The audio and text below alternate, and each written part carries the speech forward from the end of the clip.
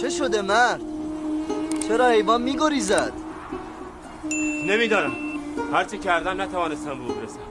از کاروان گریخت و یک راست آمد به این سو. خسته هم کرد. اهل کنعانی؟ آری. تو از کجا میدانی؟ از لباسهایت شبیه به کنعانیان است. با آنان زندگی کردم. آهای! تو اینجا چه میکنی؟ مگر نمیدانی اینجا منطقه ممنوع است؟ تقصیر از من نیست.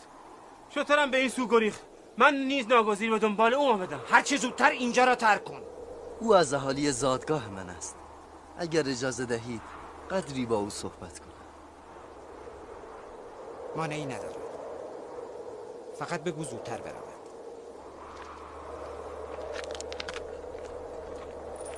گفتی اهل کنعانی؟ آری. تو کیستی؟ اینجا چه میکنی؟ داستانش طولانی است. آیا بزرگ مردم کنعان را میشناسی؟ آری، یعقوب نبی، یعقوب ابن اسحاق ابن ابراهیم. شنیدم او را 12 شاخه پربار و بر است. بود، ولی یک شاخه از او را بریدن.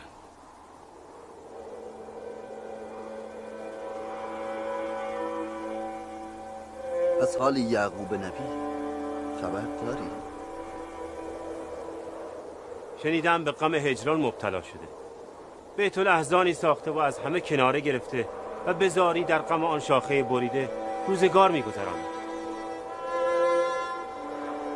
تو چرا گریه می‌کنی؟ به کنعان نزد آن پیر دل سوخته اگر رفتی بگو از یک جوان مهجور زندانی برای او پیام داد. بگو زندانی گفت هرگاه درد هجران و سوز فراق تو را به نهایت رسید و دست تضرع به درگاه حضرت دوست برداشته، در حق فرزندان دور از پدر و قریب نیز دعا کن. تو کیستی؟ از نام و نشان خود نگفتی؟ معذورم بدار، اذن گفتن ندارم.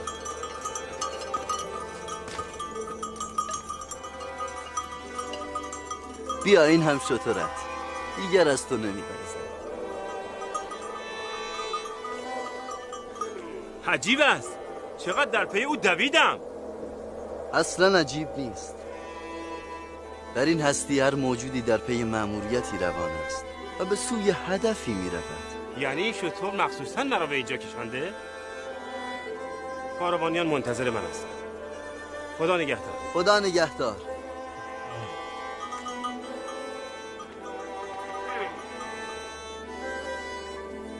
به بزرگ کنعانیان بگو به جای آن شاخه بریده خدا را بنشان و صبر پیشه کن.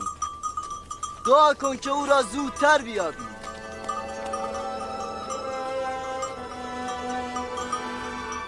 خدا نگهدار.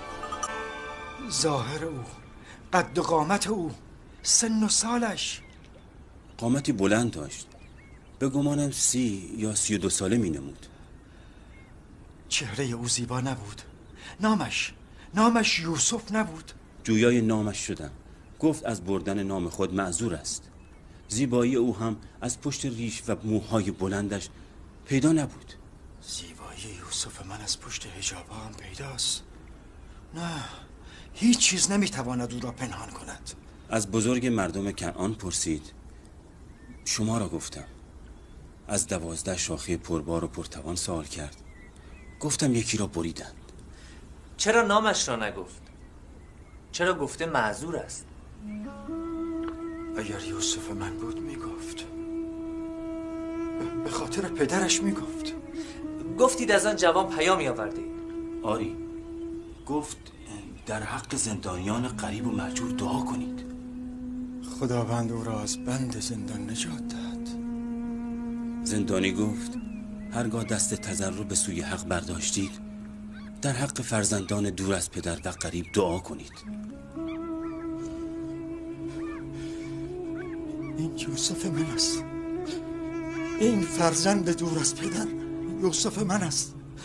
میشنوی بنیامین؟ این سخن برادرت یوسف است که در فراق پدر ناله میکند. آرام باشید پدر. یوسف در مصر چه میکند؟ آن هم در زندان. غیر از این نشانه های او با یوسف تطبیق نمی کند. احساس میکنم این زندانی یا یوسف من است یا از او خبر دارد.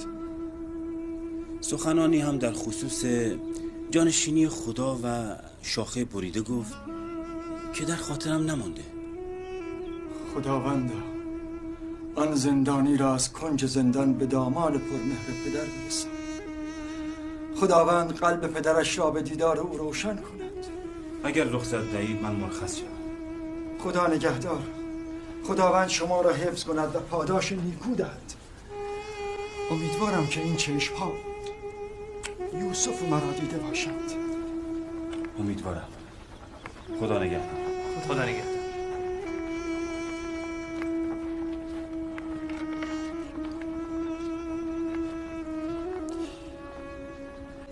خداوندا حاجت آن زندانی ملتمس دعای مصری را برآور.